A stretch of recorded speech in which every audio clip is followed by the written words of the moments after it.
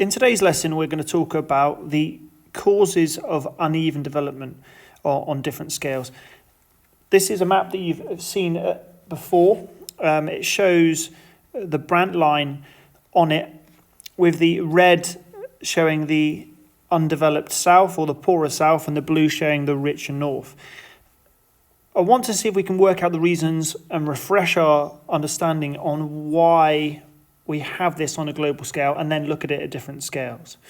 So, first thing I want you to do is I want you to make a mind map and take about 5-6 minutes. See if you can try and remember all of the main reasons why we have that uneven development on a global scale. What are the causes of uneven development on a global scale?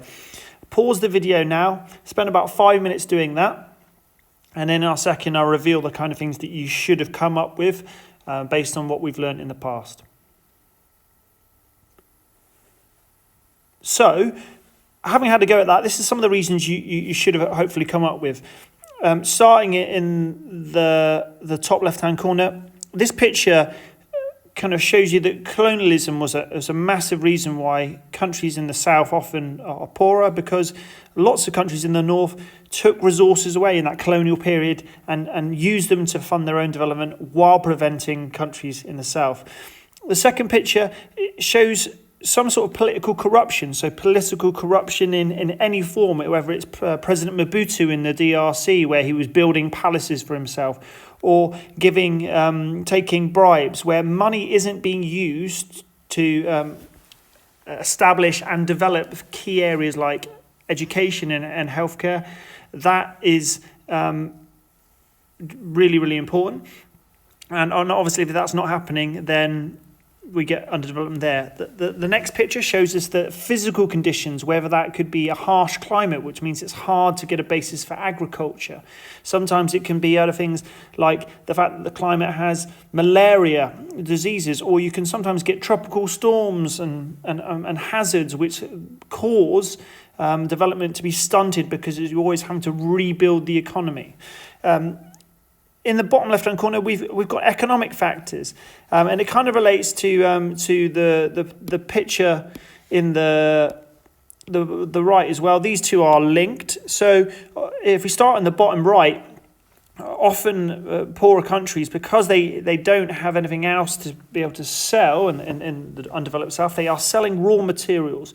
These raw materials are subject to fluctuating costs on the global market, and therefore if they go down, then the whole economy can go down. They don't have a very diversified economy.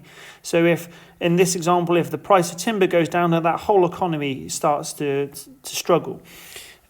Coupled with this, we also get the imbalance in trade, which is where countries, the HICs, are exporting a lot of secondary products which are very expensive to LICs, who are only able to try and balance this out by exporting their own primary goods. As we know, primary goods don't have the same kind of added value, and therefore it takes a lot more of those primary goods to be exported to pay for the incoming imports. Therefore, we get this imbalance where they're always falling into debt because they haven't got the production to be able to make these secondary goods themselves. They're having to import them, but they are not being able to pay for them with what they are producing.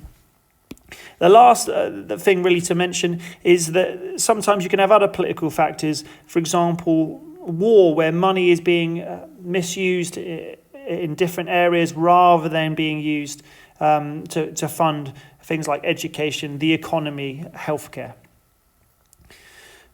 One last reason just to note is the fact is sometimes it can be, we often talk about a lack of natural resources. Some countries can have that, but also it can be human resources that aren't there. Here's an example of a country like Ireland, which is pretty developed relatively, but it is losing a lot of human capital because essentially it is losing migrants to countries like Australia and America because they are getting better opportunities there, because there are more jobs there, and so you're losing that that social entrepreneurism. So you can have countries that are undeveloped because of a lack of natural resources like timber and coal and gold, but it also can be because some of the better workers are migrating to areas, therefore they don't have the skills to kind of boost the economy, which is the linchpin on which most of the economy exists.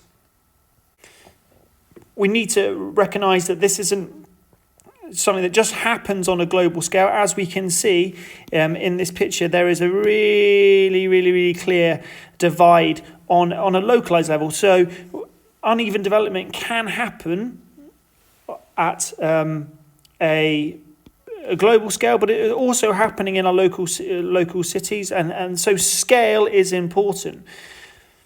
Another example of scale being important is to say that even in the most developed countries, we have development gaps. So Grenfell was a famous example recently, which is in the district of Kensington and Chelsea. And in this area up here, we have some of the most deprived areas in the country. But down here, in this area, we have some of the most wealthy and affluent things. So we can have development gaps at varying scales.